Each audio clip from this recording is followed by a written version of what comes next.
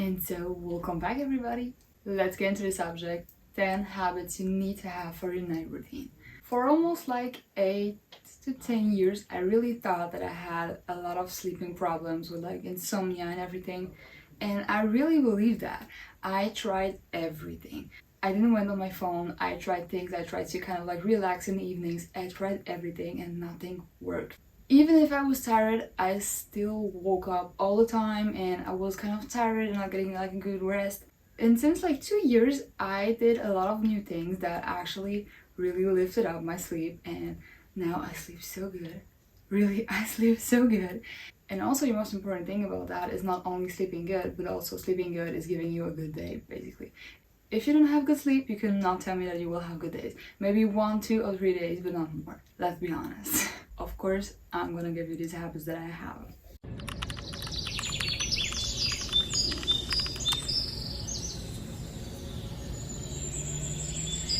First of all, make sure you move your body enough. There is nothing worse than being in sleeping mode all day. Maybe it will not appear like something bad for you in that moment, but for your body and for your brain, it is not good. Even if you're staying home, that you are working from home, that you are sick or whatever, change clothes. At least you have to change your clothes and still do like your skincare and your like small habits, like taking your breakfast, taking your lunch, and like do these things properly. Even if you don't go out, even if you like don't see anybody, even if you don't feel like really it, you need to do that. If you didn't move enough generally, it will not help you. Like your body will just say like, you need to get up, you need to get up, you need to get up. You can even just put on another pajama if you want to, but you have to go out of the clothes you were in. That's the point I'm always given when people tell me, yes, but in the USA, people are going like to college or to high school, whatever, in their pajamas, where they slept in. I'm like, how did they even manage to? Like, I wouldn't even function. No, but it is really important that your brain has something like, okay, these clothes are like now to bed, and then kind of like moving, and then again to bed, because if not, you will just crawl back into your bed and you will not really have the differentiation between day and night, and this is not what you want. Even if you tell me this is what you want, this is not what you want. It is the same thing as when you are in the home office and you're just working from your bed or eating from your bed. You just realize at some point that it is not good for you at all. So really try to differentiate at least that. I know that not everybody has the possibility to have like a big flat and have like a separate kitchen and bedroom and everything, but this is the thing you can at least do for that. This way your brain will just tell itself like, oh, okay, this is the thing, I'm supposed to go to sleep soon, okay, got it. And when you set your brain to do that, you will actually realize that you have the whole atmosphere that goes with that, like relaxing, everything that you were doing before that. And so this way we are going to create your own relaxing routine. It doesn't have to be like 3 hours. Like, of course, I wish it for you. If you can, you have the time, do it, just do it. But personally, I don't have the time to, and I think that most of us don't.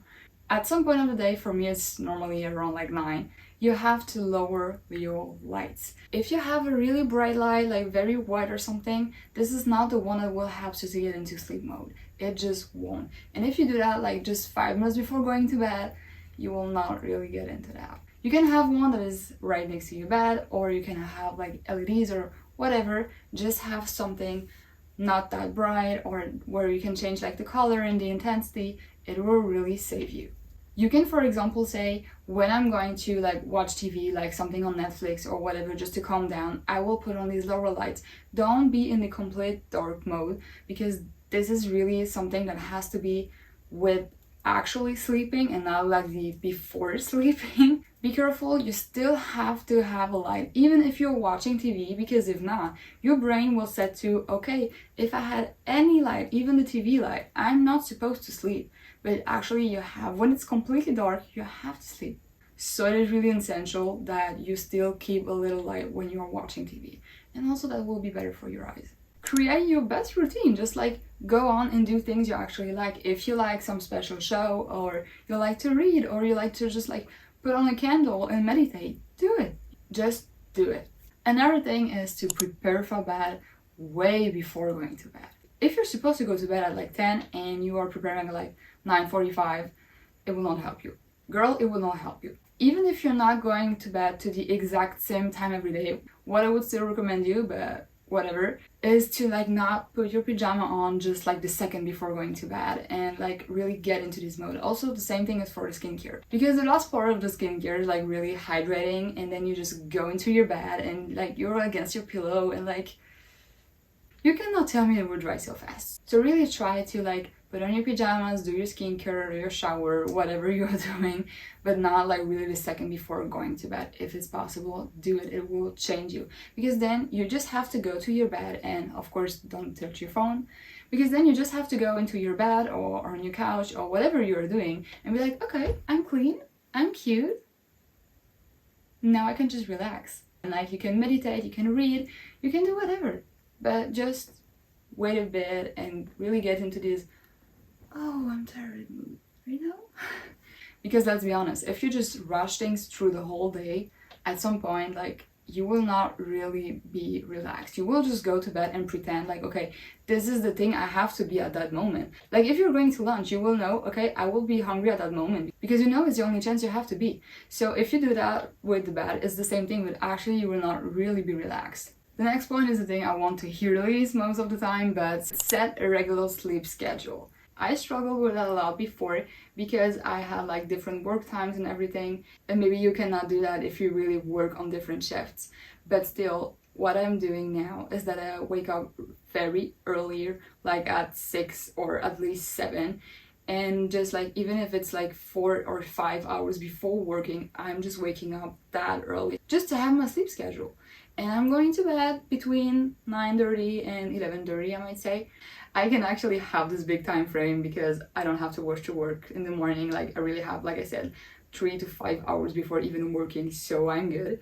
But the really important thing is not to postpone your sleep on weekends or on vacation. Of course, you can say on weekends I'm sleeping 1 or 2 hours more, why not? But you cannot deprive your body actually from like 3 hours a day to not sleep and say, okay, I will sleep that out on the weekend. In some years, you will realize how bad this is actually for your body. I really cannot recommend that. Even if you feel like you don't have time for that, have a sleep schedule. And you will notice that in the weekend, you will kind of have the same, and you will have so much time in the weekend then, because you will not have to like take 40 naps on the day and like sleep in until like 12 or something. And another thing about that is I'm really convinced that sometimes having like 1 hour less of sleep but doing something relaxing is really better for that. If you take a whole hour a day doing like some meditation, relaxing, doing some yoga, reading, whatever, and you're really just relaxing out, I am convinced that this will be better than 1 hour of sleep sometimes.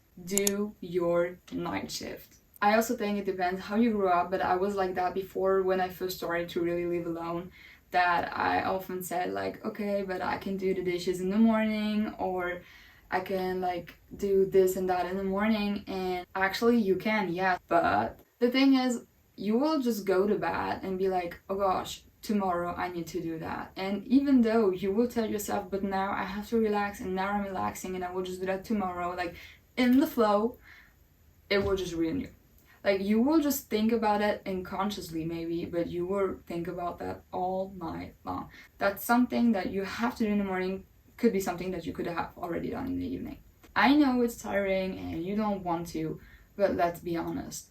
Just being able to chill on the couch or on your bed or whatever and being like, oh god, everything is clean, I'm ready to go to bed, I can do everything, and tomorrow the first thing I have to do is not something that I could have done today already. This feels so good, and actually it helped me so much to kind of like go up differently in the morning. I think that most of the people will not like this next point, but meditate and enjoy calmness. As I said before, I wake up pretty earlier than I have to, and this is really something I enjoy.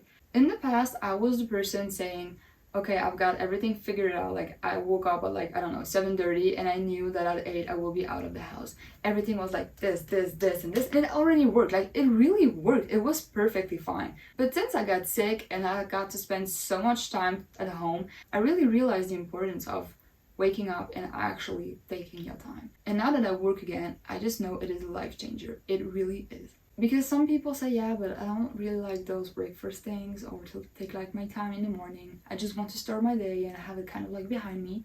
But actually, You have to wake up and know why you're living. Even if your work or your school or something is something you like to do, you first have to live for yourself. You have to feel something before you do that. In the morning, I just wake up earlier to have time to have my calmness and to say, okay, so now I have time to meditate, to go out for a little walk, to read, to whatever, and I just feel it, and it really helps me so much throughout the whole day. Avoid caffeine and heavy meals before going to bed, but like really before going to bed. If you're eating a heavy meal and like 1 hour after you're going to bed, your sleep will not be as good as if you would have done that like 2 hours before. It is really important to not go to bed with a really heavy stomach because it will really influence your sleep more than you think, even if like at some point you don't really realize that, but it will. Caffeine is the same thing. For the most of us, it is between like 6 and 4 hours before going to bed that you should like really not take any coffee or energy drink or whatever anymore.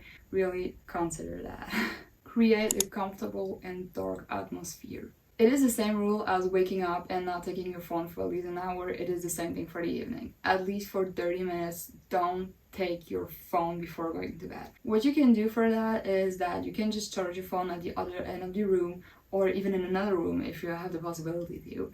Blue lights are really damaging us, I swear. And also like just scrolling. Have you ever asked yourself when you're scrolling and you saw, I would say 10 things, can you even remember 3 of the things you just saw? No, you can't. I'm sure you cannot. Even if it's cold, let just a little bit of fresh air in before going to sleep. There is nothing I hate more than like sleeping in like an uncomfortable, ugly, stinky room. Like I need to have a little bit of fresh air before. I don't say that you have to have the window open all night long, but just a little bit of fresh air before going to sleep. Even if it's just like 2 minutes, it won't harm you. I don't recommend you that, but if you should ever take your phone before going to bed, make sure that you have not a light on when you're doing that.